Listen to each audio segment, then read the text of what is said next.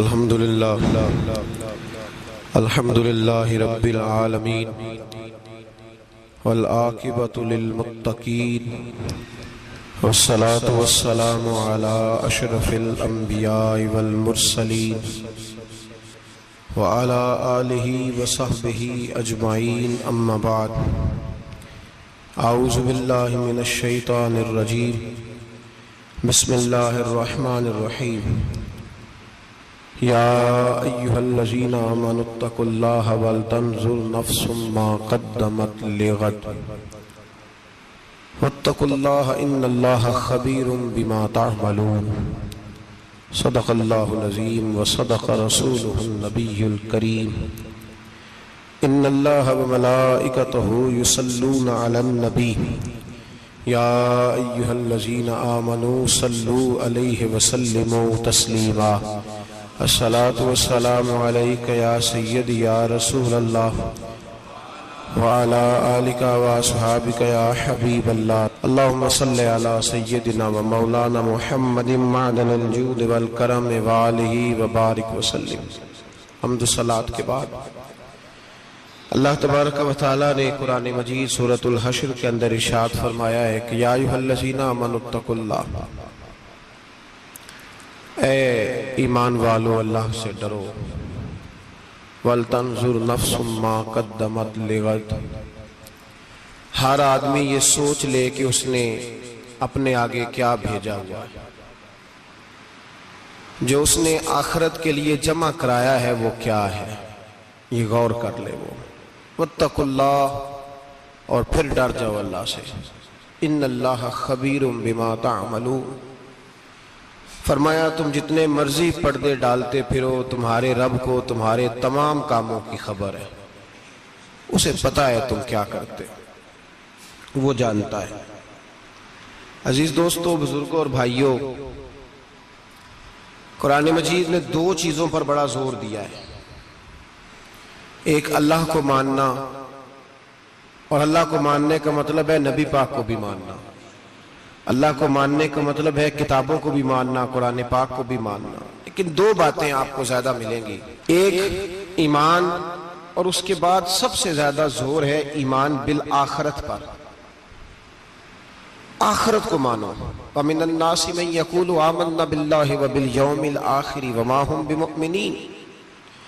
अल्लाह फरमाते हैं कुछ लोगों का दावा है कि हम अल्लाह और आखिरत पर ईमान रखते हैं, हालांकि वो ईमान नहीं रखते, दावा करते हैं, निफाक का मुजाहरा करते हैं, मुनाफिकत करते हैं। जो अल्लाह को मानने वाला होता है उसका रंग और होता है। जिसको पता होता है क़यामत के दिन अल्लाह के हुजूर खड़े होना है, उसके अमाल ये नहीं मानते। कहते हैं हम मानते हैं, पर मानते, दावा है कि हम मानते हैं आखिरत को भी और अल्लाह को भी, पर नहीं मानते। क़यामत कायम होना जरूरी है। अगर वक़ूए क़यामत ना हो तो जालिम की तो मौजें लग गई। जाबिर तो मौज करेगा, फासिक और फाजिर तो कहेंगे दुनिया में भी हम अपने इक़्तिदार के जोर पर जीते रहे, आज भी हमें पूछने वाला कोई नहीं। अकलन नकलन क़यामत का कायम होना जरूरी है। क़यामत कायम होगी तो मजलूम को उसके जुल्म पर दाद रसी की जाएगी और जालिम को सजा मिलेगी। एक आदमी सारी जिंदगी दुनिया के अंदर लूट मार करता रहा, धोखा फरेब फराड करता रहा, उसकी रातें शराबो कबाब में गुजर गईं, वो मरे और बात खत्म हो गई, ठीक है, मौज करके चला गया। एक आदमी सारी जिंदगी उसने अल्लाह तबारक व तआला की रिजा के लिए अपनी नजर की हिफाजत की, जुबान की हिफाजत की, यहां तक कि दिल की भी हिफाजत की, वो भी मरे तो मामला खत्म हो गया। इस तरह तो फिर सरकश का कुछ बनेगा ही नहीं। निजामे जिंदगी सारी इसकी सोच खत्म होकर रह जाएगी अगर कयामत कायम नहीं होती। कयामत का कायम होना हक है, इसलिए कुरान मजीद ने एक जगह पे नहीं 20 जगह पे यह बयान फरमाया है कि कयामत जरूर कायम होगी। कयामत, और वो कायम होकर अपने सारे लवाजमात समेत कायम होगी। मेरे नबी पाक सल्लल्लाहु अलैहि वसल्लम ने फरमाया मजलूम को हक मिलेगा, जालिम को सजा मिलेगी। जाबर उस दिन अल्लाह की बारगाह में रुसवा किए जाएंगे। जिन पर जबर करते रहे उन्हें अल्लाह के हुजूर से अता किया जाएगा। कयामत का वुकू होना जरूरी है, और कयामत तो जब कायम होगी तब होगी। दुनिया में भी ऐसा होता है, जुल्म का अंजाम ठीक नहीं होता, जबर का अंजाम, झूठ की जिंदगी लंबी नहीं होती। धोखे, फरेब, फराड, मुलम्मा साजी, इन चीजों की उम्रें अल्लाह ने थोड़ी रखी है। वक्ती तौर पर जालिम को, धोखेबाज को, जाबर को जो मोहलत मिलती है वो समझता है मेरी सियासत काम कर रही है, वो समझता है मैं बड़ा दाना हूं, बड़ा चालाक हूं, देख लो इतने जुल्म के, जबर के, धोखे के बावजूद बना हुआ हूं। हालांकि अल्लाह की तरफ से उसे मोहलत मिलती है और बड़ा ही मेहरबान है। मोहलत इस तरह देता है कि मेरे नबी पाक अलैहिस्सलाम ने फरमाया जब मेरा मुसलमान नेकी करता है तो अल्लाह फरिश्तों से फरमाता है 70 गुना बढ़ा के लिख लो इसकी नेकी, 70 गुना। और जब गुनाह करता है तो अल्लाह फरमाता है ठहर जाओ अभी लिखना ना, इसे टाइम दो। या अल्लाह कितना? फरमाया 24 घंटे तो दो, हो सकता है तौबा कर ले। ये उसकी मेहरबानी है। अब वो जो अल्लाह ने मोहलत दी है ना कि शायद तौबा कर ले, लोग समझते हैं मेरी चालाकी की वजह से निजाम सेट चल रहा है, मैं बड़ा तेज हूं, 2 4 5 बातें बोलता हूं सब सही हो जाता है। लोग उसको अपनी दानाई समझ लेते हैं, हालांकि वो अल्लाह की तरफ से। फिरौन ने कई 100 साल हुकूमत की और इस तरह उसने जुल्म किए कि लाखों और हजारों बच्चे कत्ल ही करा दिए। 12,000 औरतों के पेट में हमल था, उसने जाया ही करा दिया। जब हजरत मूसा अलैहिस्सलाम अपनी कौम को लेकर निकले, रास्ते में दरिया आ गया, फिरौन पीछे लगा हुआ था। वैस फरकना बिकुमुल बहरा फअनजयनाकुम, अल्लाह फरमाते तुम्हारे लिए मैंने दरिया को फाड़ा और तुम्हें निजात दे दी। वह अगरकना आला फिरौन, और फिरौन को गर्क कर दिया। वान तुम तंजुरून, तुम खड़े देख रहे थे। अब जब हजरत मूसा दरिया के किनारे पहुंचे तो फिरौन भी पीछे आया। फिरौन लोगों से कहा करता था कि मैं कहता हूं तो दरिया चलता है, मैं कहता हूं तो हवाएं आती है, मेरे हुक्म के पाबंद है सारे। जाग रहे ना आप हजरात, गौर फरमाइएगा बात पर। दावा था उसका कि मैं कहता हूं तो निजाम जिंदगी चलता है। अब जब दरिया के किनारे पहुंची हजरत मूसा अलैहिस्सलाम, तो अल्लाह ने हुक्म दिया कि आप असा मारे। जनाब मूसा ने असा मारा, 12 रास्ते बन गए। अब हजरत मूसा की कौम गुजर रही थी तो फिरौन से पूछने लगे कि तू तो कहता था मेरे हुक्म से चलता है, तो वो तो हजरत मूसा ने डंडा मारा है तो रास्ता बन गया। बाज नहीं आता इंसान बाज बने बड़े हैं इसके पास, बड़ी दलीलें हैं। झूठ सच बोल के अपने आप को मुतमईन करता है, आखिर दम तक तब्दील होने को तैयार नहीं होता, दलीलें घड़ता रहता है, बनाता रहता है, शोर करता है जानबूझ के। भाई तू तो कहता था मेरे चलाने से चलता है, तो बाज अभी भी नहीं आया। कहने लगा मैंने ही हुक्म दिया है कि जरा फट जा, मुझे ये जिंदा चाहिए। बाज रस्सी जल गई, बाल कहने लगा मैंने ही कहा है दरिया को कि ये मुझे जिंदा चाहिए, मेरे भागे हुए हैं तो इसलिए फटा है, तो आओ मेरे साथ दरिया क्रॉस करें। तो पता तो उनको भी था ना, जितना तो रब बना हुआ है, पता तो था, सारे जानते थे। कहने लगे तू पहले क्रॉस कर, अगर तू बच गया तो हम भी पीछे आते हैं। अब चारों नाचार। एक रवायत तो ये है कि ये जब खुदाई का दावा करता था ना, तख्त पे बैठा होता था, तो एक दिन हजरत जिब्रील आए इसके पास इंसानी शक्ल में। तो कहने लगे मैं बड़ी दूर से आया हूं तो एक मसला पूछना था। कहा पूछो। कहने लगे एक गुलाम था किसी बादशाह का, तो बादशाह ने उसे थोड़ी देर के लिए एक इलाके की सरबराही दे दी। कितनी देर के लिए? कितनी देर के लिए हमें सरबराहियां मिलती हैं? क्यों जी? थोड़ी देर के लिए मिलती है ना। थोड़ी देर के लिए सरबराही दे दी एक गुलाम को। जरा बात को समझिए। हजरत जिब्रील पूछते हैं, कहते हैं सरबराही मिल गई। अब वो मालिक ही बन के बैठ गया है, वो बात ही नहीं सुनता। उसको थोड़ी देर के लिए बनाया था, वो तो खुदाई का दावा करने लगा है। आप बताएं उसका अंजाम क्या होना चाहिए, ये मसला पूछने आया हूं। तो फिरौन कहने लगा उसका अंजाम ये है कि उसे पानी में गोते दे दे के मार दे। अंजाम क्या है? बोलिए बोलिए, क्या अंजाम है? क्या अंजाम है जी? पानी में। अल्लाहु अकबर, अपनी सजा तजवीज कर रहा है। उसकी सजा के उसे पानी में गोते दे दे के मारो जालिम को। उसे थोड़ी देर के लिए बनाया था और वो छा ही गया है, कब्जा ही कर गया है। हजरत जिब्रील कहने लगे जी आप लिख के दे देंगे? कहने लगा लाओ लिख देते हैं। लिखवा लिया। जनाब जिब्रील रुका लेके तशरीफ ले गए। अब जब फिरौन दरिया में आया ना तो अल्लाह ने हुक्म दिया मिल जा। जब दरिया मिला चीखने लगा तो हजरत जिब्रील आए, कहने लगे तेरा ही फतवा है, ये तेरी सजा ही है ना?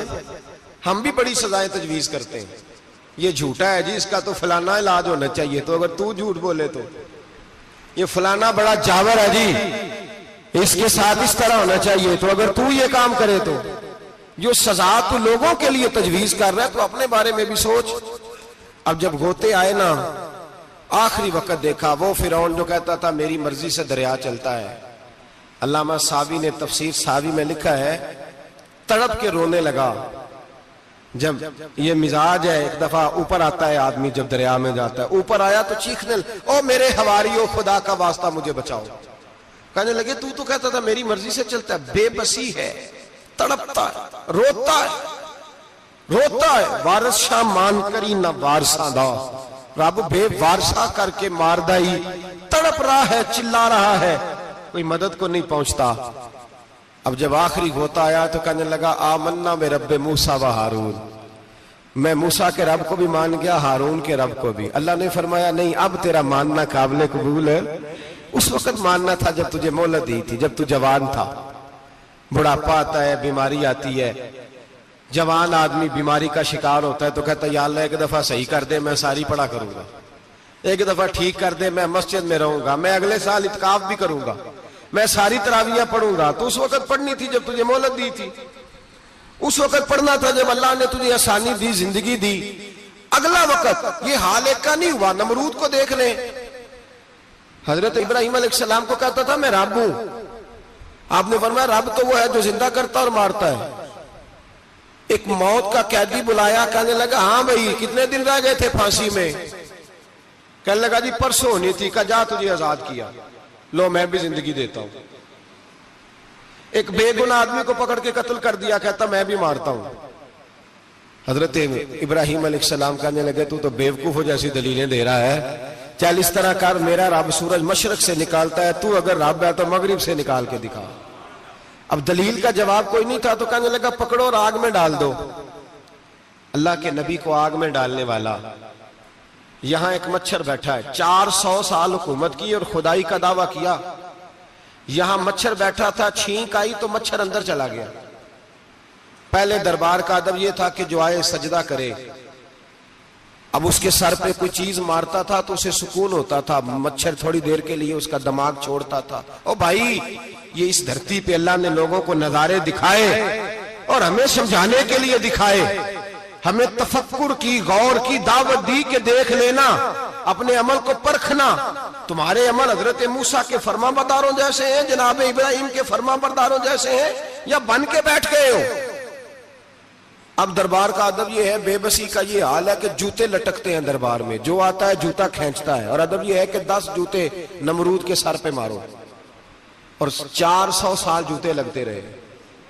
रोता था, जो आदमी आता था मिन्नतें करता था, कहता था कहीं से कोई दवाई मिल जाएगी।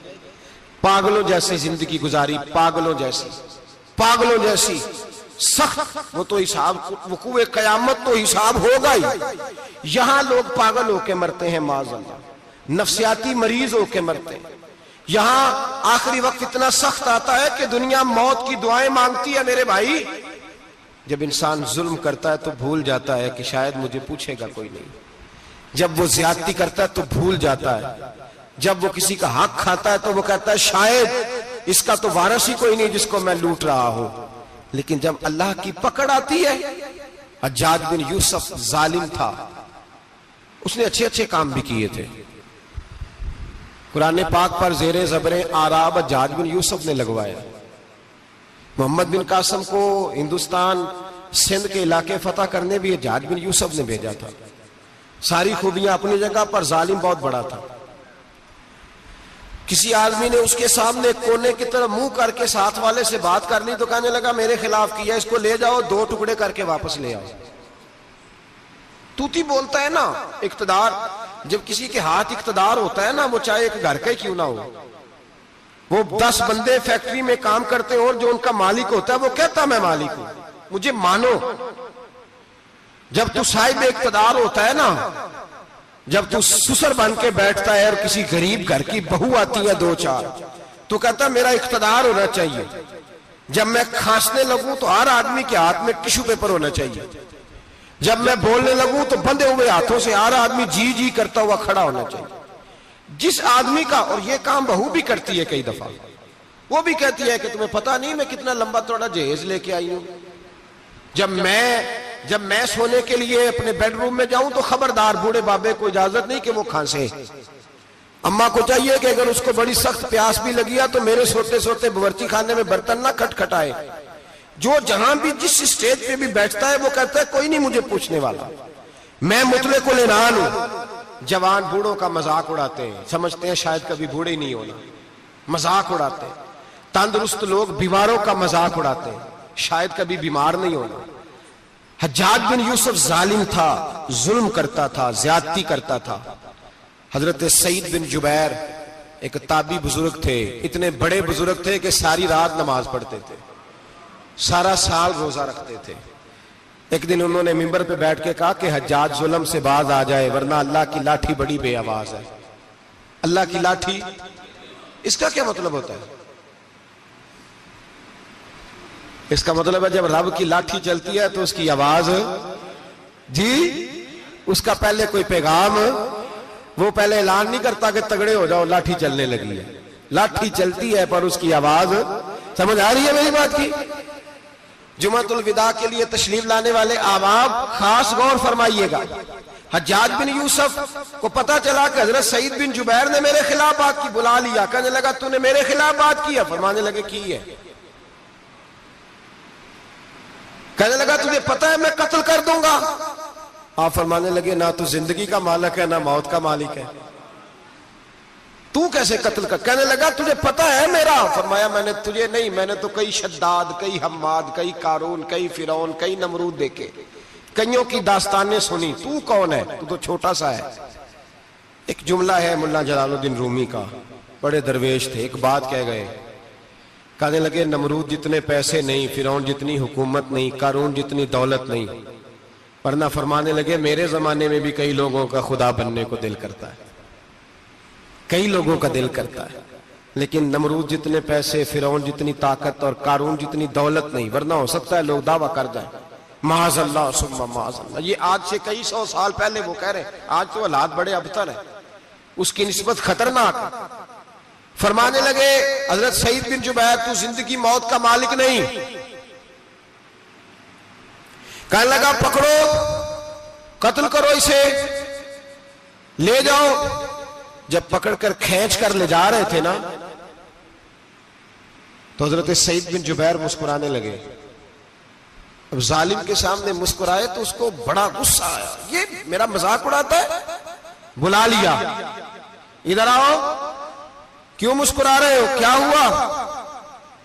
तो हजरत सईद बिन जुबैर कहने लगे मैं मुस्कुरा रहा हूं तेरी बेवकूफी पर और अपने अल्लाह की दी हुई ढील पर। मैं मुस्कुरा रहा हूं कि या अल्लाह क्या बात है, क्या तेरा शान है, कैसे लोगों को ढील दी हुई है। मैं मुस्कुरा रहा हूं तेरी बेवकूफी पर कि तू समझता है शायद मुझे पूछने वाला कोई नहीं। कहने लगा इसको बाहर ना ले जाओ, मेरे सामने कत्ल करो।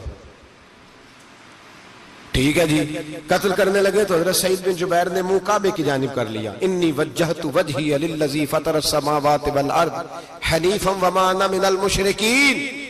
जब आपने ये आयतें पढ़ी ना कि मैंने मुंह कर लिया है अपने रब की जानिब, करो मुझे कत्ल। कहने लगा नहीं नहीं, इसका मुंह फेरो, काबे की तरफ हो के कत्ल ना हो। है जालिम पर पागल हो गया है। हजरत सईद बिन जुबैर के हौसले ने शिकस्त दे दी, नाकाम हो गया, मखबूतुल हवास हो। कहने लगा इसका मुंह फेर दो। जब काबे से फेरा तो आप फरमाने लगे लिल्लाहिल मशरिकु वल मगरिबु फइन्नमा तवल्ला फसम्मा वजहुल्लाह। अल्लाह फरमाता है तुम मशरिक और मगरिब सारा ही अल्लाह का है, जिधर भी मुंह करोगे उधर अल्लाह ही अल्लाह है, जिधर भी मुंह करोगे उधर अल्लाह ही अल्लाह है, चारों जाना। फेर दे जिधर मुंह फेरना है, तूने फेर दिया मुंह। हजरत सईद बिन जुबैर के गले पे खंजर रखा तो आपने हाथ उठाए, कहने लगे ए अल्लाह मेरे बाद इसे किसी और पर मुसल्लत ना करना, मेरे बाद किसी और पर मुसल्लत ना, बस मैं आखिरी हूं। जब आप ज़िबा हुए तो इतना खून निकला, इतना खून निकला कि लोग कहते हैं जितना ऊंट के वजूद से निकलता है। तर हो गया सारा उसका दरबार। एक समझदार आदमी को बुला के कहने लगा इतना खून मैंने पहले कभी, मैंने बड़े बंदे कत्ल कराए हैं पर इतना खून नहीं निकला। तो वो कहने लगे लोग मर जाते, मरते वक्त डर जाते हैं, सहम जाते हैं, खून सुकड़ जाता है। लगता है ये शख्स जब दुनिया से गया है तो डट के गया है, ये डट के गया है दुनिया से। हज्जाज बिन यूसुफ रात को सोया तो तड़प के उठा, क्या हुआ? घर वाले कहने लगे क्या हुआ? कहने लगे सईद बिन जुबैर ख्वाब में आए और कहते हैं उठ मुझे बता तूने मुझे क्यों कत्ल किया, बता बता क्यों मारा। अगली रात फिर सोया तो वही ख्वाब, फिर सोया तो वही ख्वाब। गुनाह नफ्सियाती मरीज बना देता है, जुल्म तुझे मखबूतुल आवास कर देता है। जब तू ज्यादती करता है तो अल्लाह फरमाते हैं कि मैं, तू अल्लाह को भूलता है, अल्लाह तुझे अपना आप भुला देता है। फिर तू भूल जाता है, फिर तू सीधे रास्ते पे चलता है पर भटक जाता है, फिर तू सही रास्तों का तायुन करके भी गुमराह होता है, फिर तू रोज वही गाड़ी चलाता है पर अब जब तू ब्रेक लगाता है तो नहीं लगती। जब गुनाहों के साथ तू मखबूतुल आवास होता है तू रोज वो कारोबार करता है, लेकिन जब तेरे गुनाह तुझे घेर लेते हैं फिर उसी कारोबार में तू नुकसान उठाता है। हज्जाज बिन यूसुफ तड़पता है, रोता है, यहां तक के बीमार हो गया, पेट में दर्द होती है, पता नहीं क्या हुआ, तकलीफ होती है, पता नहीं। सारे हकीम, तबीब, डॉक्टर, कोई ना समझ सका कि बीमारी क्या है। जो बीमारियां खुदाई होती हैं उनका लोगों को पता, जो आजमाइशें रब की जानिब से होती हैं वो डॉक्टरों के हत्थे नहीं चढ़ती। जो तकलीफें अल्लाह देता है उनका हकीम, तबीब इलाज नहीं कर पाते, मुश्किल। और शिफा उसी वक्त होती है जब अल्लाह देना चाहे, और जब रब ही देना ना चाहे तो बड़े बड़े डॉक्टर कहते हैं कि हमारे बस की बात नहीं रही। बगदाद से हकीम आए, पेट देखा, कहने लगे ना तेरे मैदे में कोई दिक्कत है, ना तेरे जिगर में, ना किसी और जगह, माजरा क्या है? एक आखिरी इलाज है, आखिरी। वो क्या?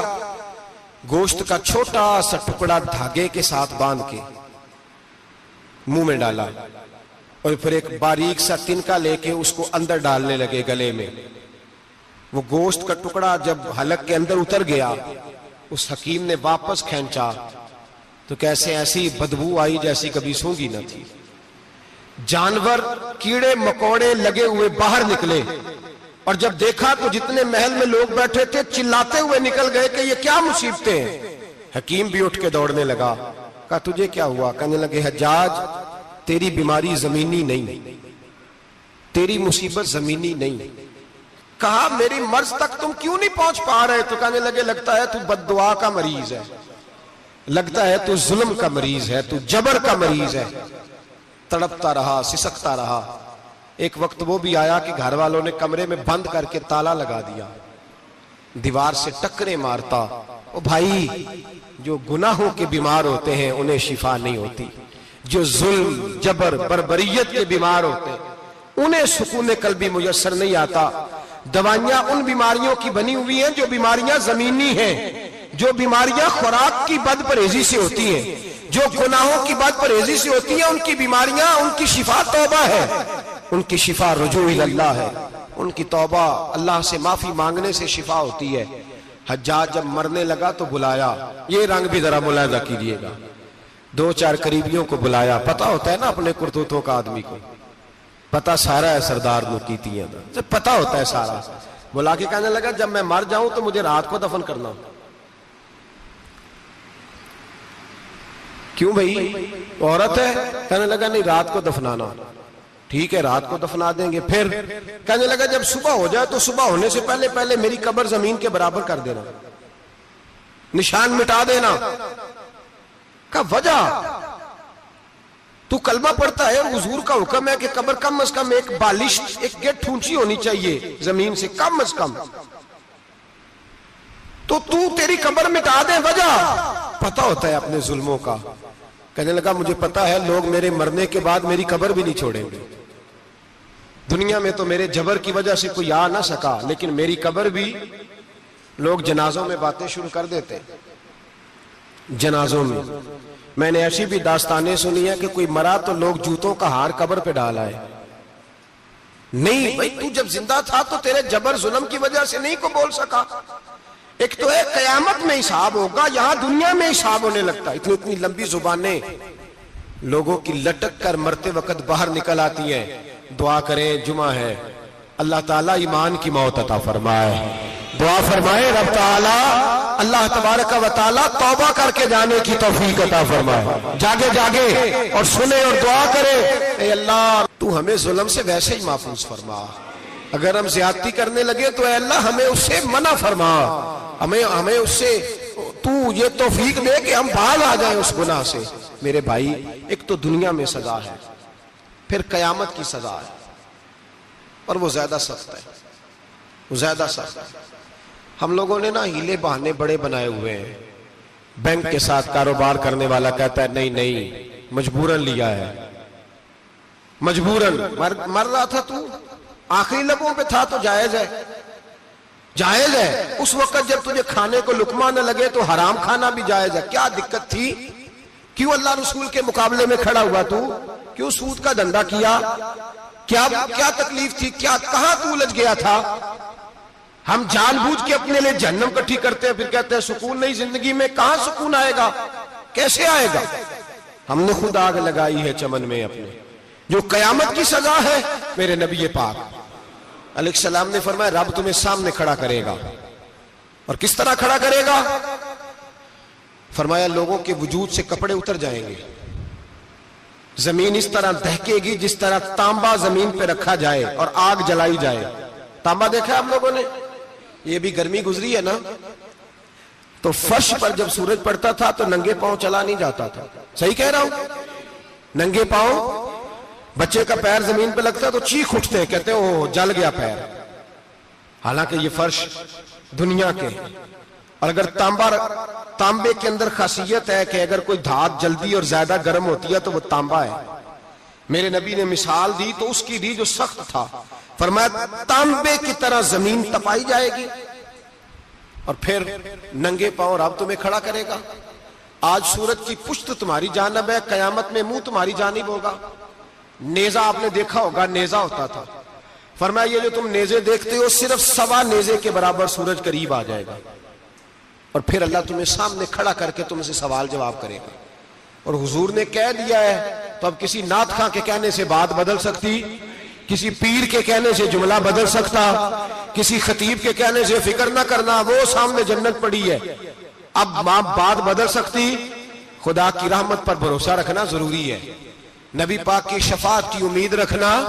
बोलिए, लेकिन जो हुजूर ने बयान किया है उसको मानना भी ये भी जरूरी है। मेरे नबी पाक ने फरमाया अल्लाह तुमसे हिसाब लेगा और अल्लाह पूछेगा, तुमने जवाब देना है। हुजूर किस किस शय का? फरमाया जो पहनते हो उसका जवाब नहीं देना, जो खाते हो उसका जवाब नहीं देना, जो अल्लाह के रास्ते में देते हो उसका जवाब, बाकी हर शय का जवाब देना है। ओ उधर जो प्लाट है उसका भी जवाब देना है, और जो जी वो जो बच्चों को पैसे बताए उनका भी जवाब देना है, जो छुपाए हैं उनका भी।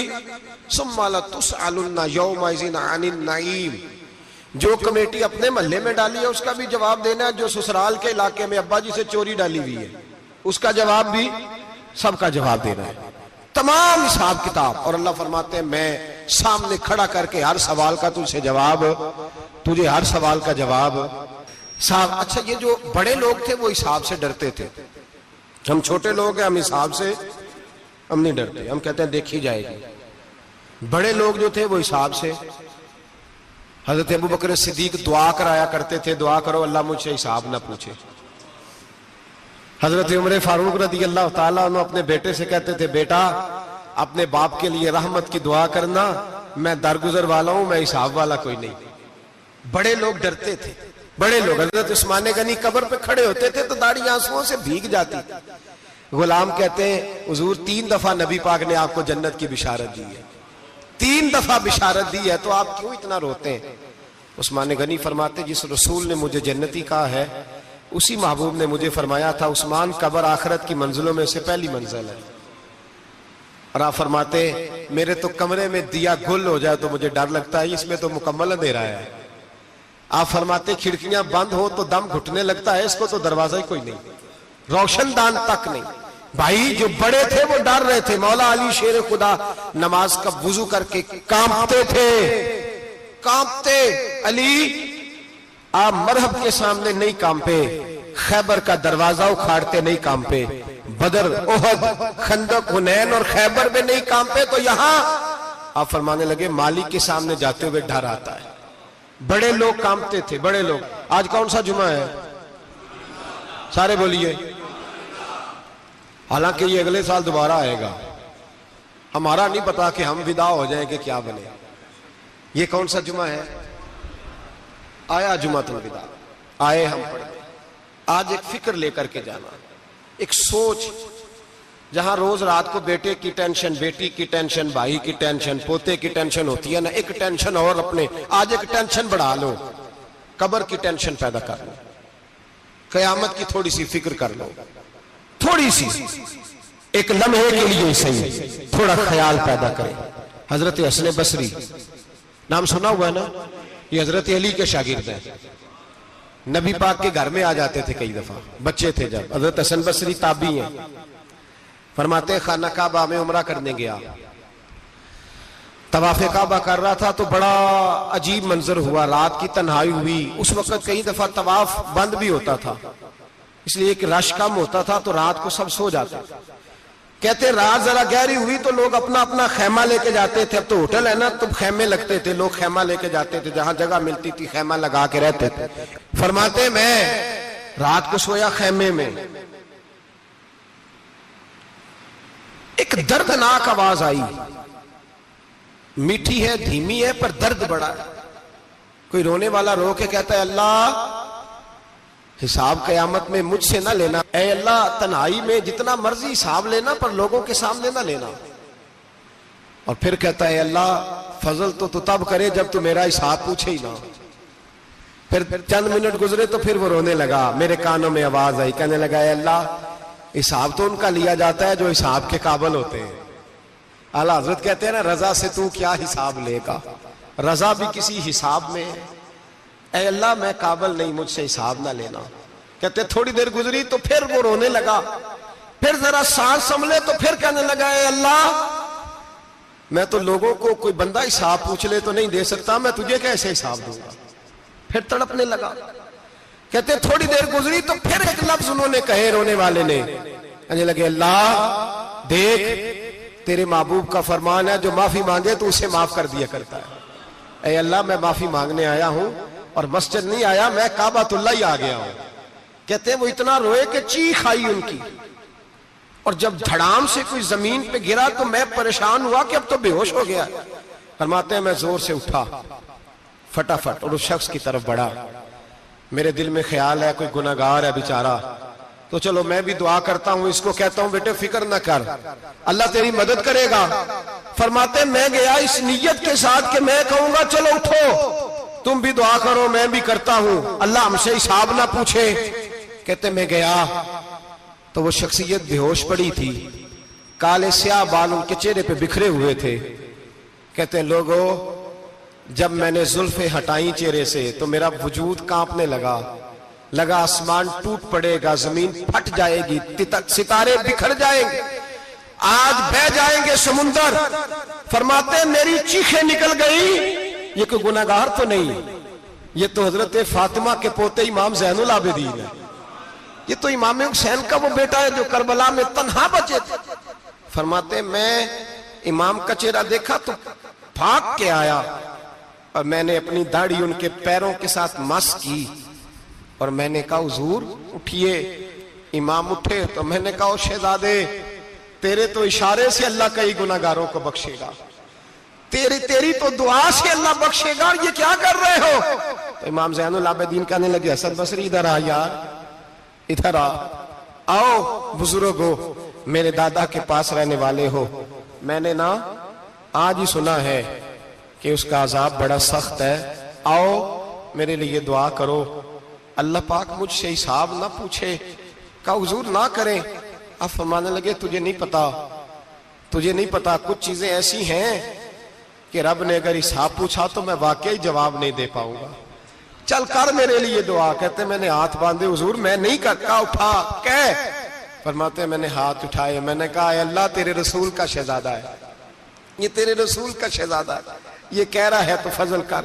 ओ भाई जो बड़े थे वो तो तड़पते थे, सिसकते थे, सिसकते थे। बू अली हीती कहते खाना काबा में पत्थर पे सर रगड़ रगड़ के कोई बूढ़ा कह रहा था, ऐ अल्लाह अव्वल तो हिसाब ना लेना, और अगर लेना तो मुझे अंधा करके उठाना, मैं तेरे नेक बंदों के सामने शर्मिंदा नहीं। इकबाल रो पड़े।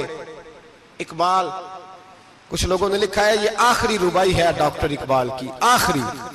इसके बाद शायद उसने कलाम ने, कुछ सीरत निगारों का ख्याल है। इकबाल मदीने की तरफ मुंह करके कहने लगे तू गनी अजहर दो आलम मन फकीर, अल्लाह तू गनी है मैं तो फकीर हूं।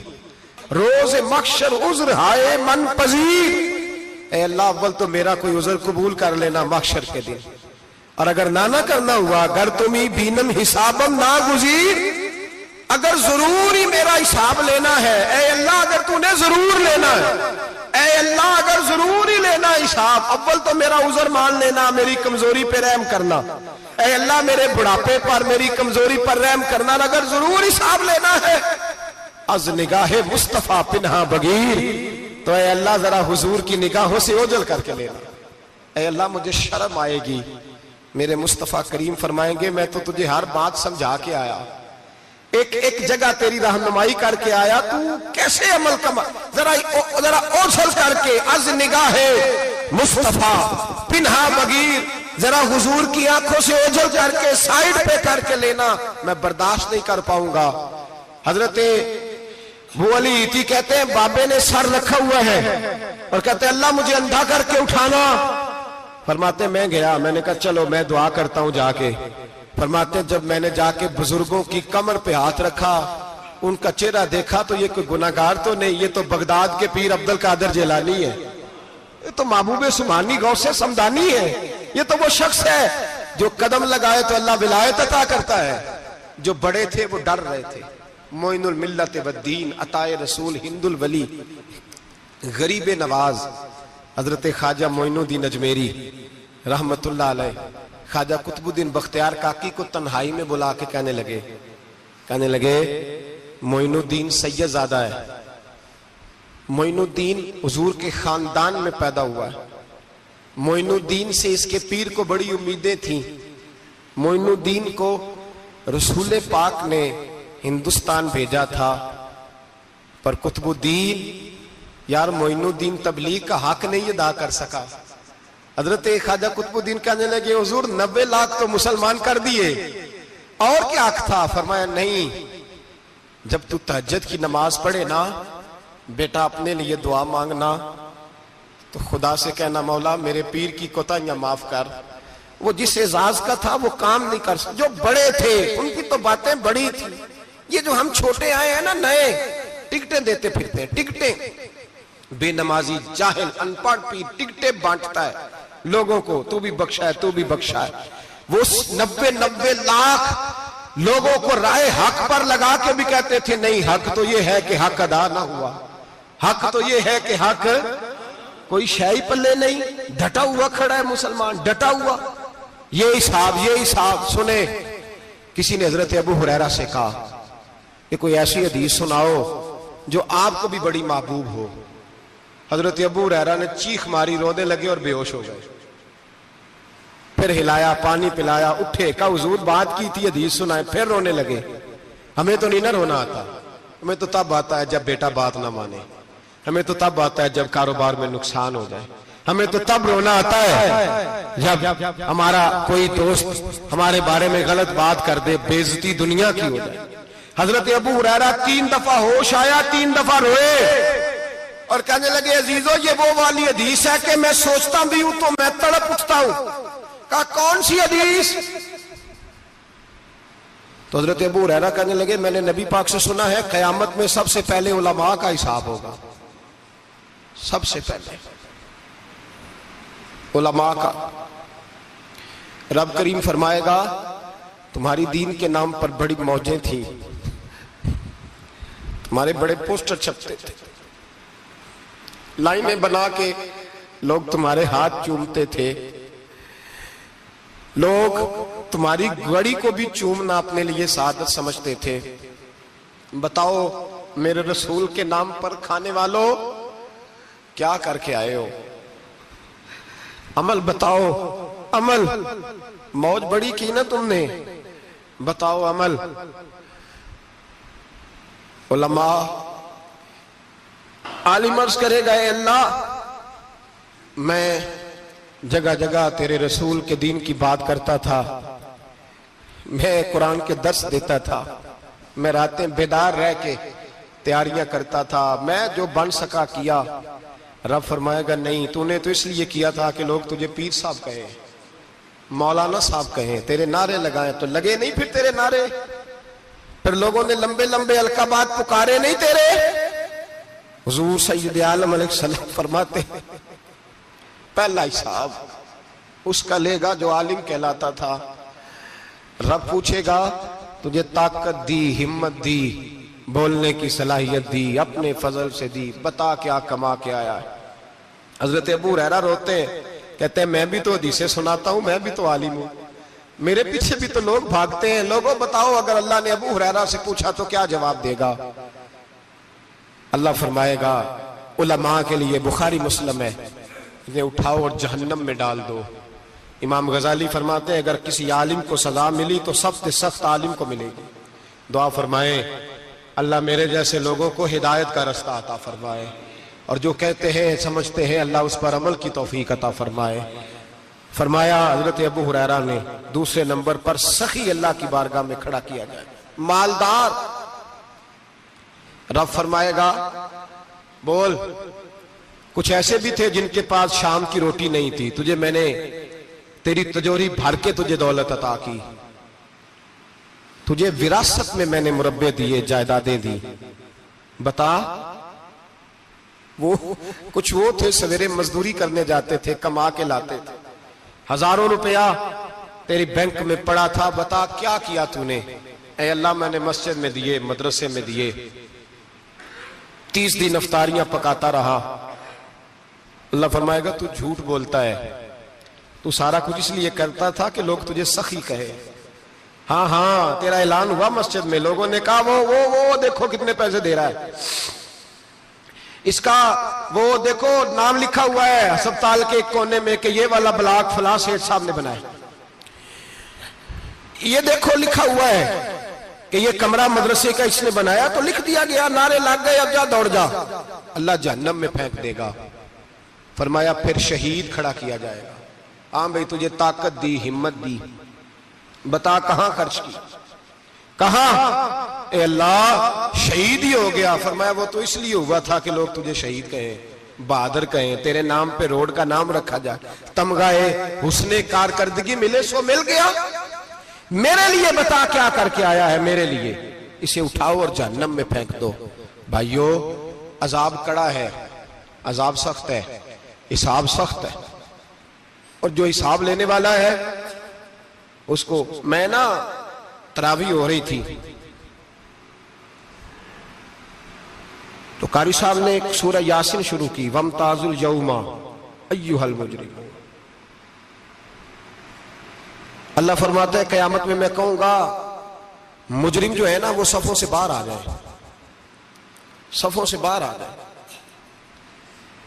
एक हमारे फिजिक्स के टीचर होते थे तो बड़ी सख्त छड़ी मारते थे, तो जब वो कद भी बड़ा था, जलाल भी बड़ा था और उसूल बड़े अच्छे इंसान थे लेकिन सख्त थे, तो मुझे याद आता था कि जब वो सवेरे आके कहते थे जिसने काम नहीं लिखा वो बाहर निकल आए।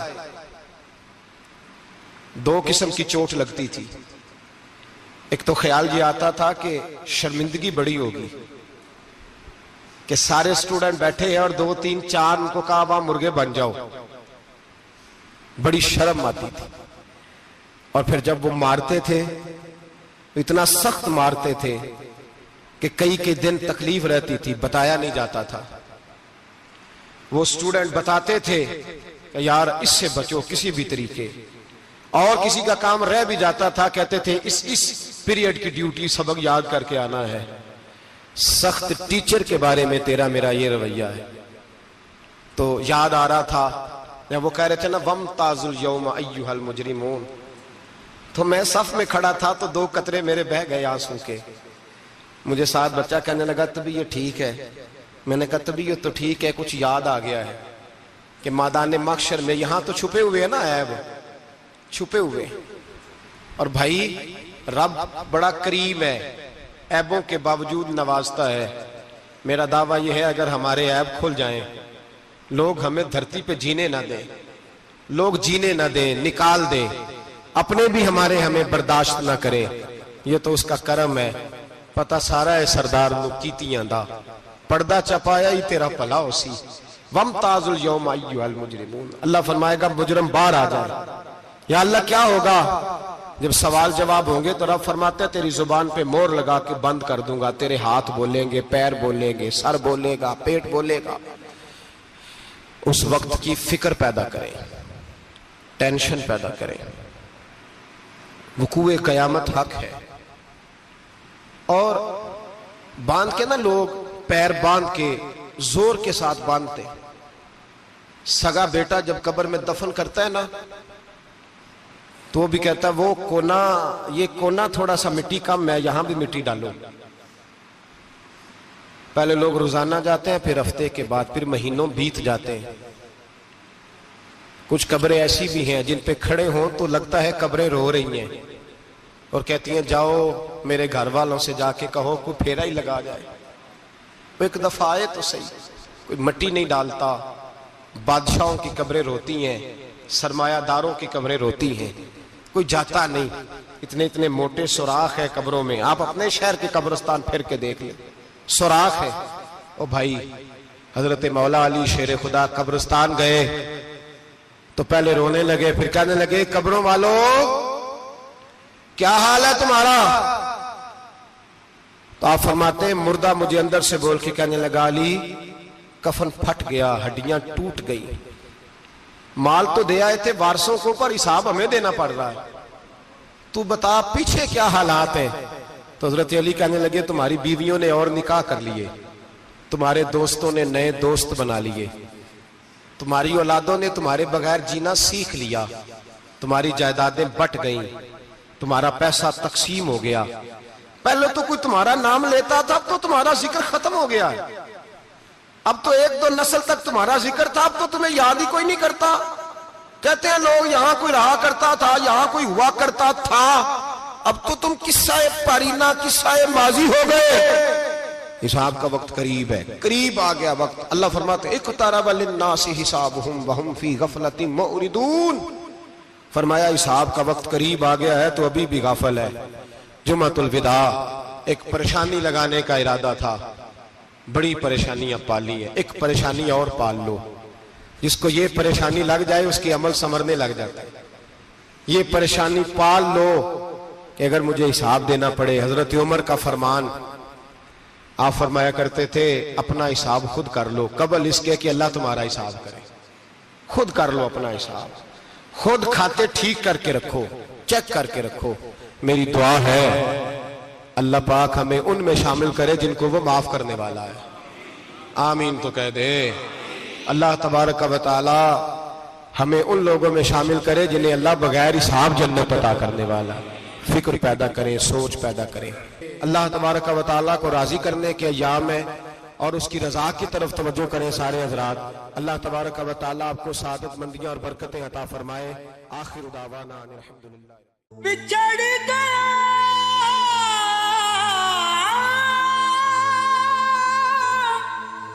मेरे दिल दा जानी, ते मैं कखों वांगर रुल गई, फुल्ला नाल नाजुक जिंदड़ी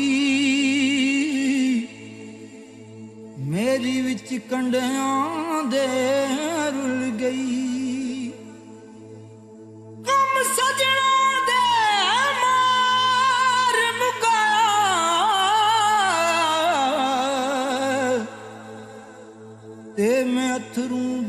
के डुल गई। एक माया तेरी याद न भुलदी, बाकी हर शै जग दी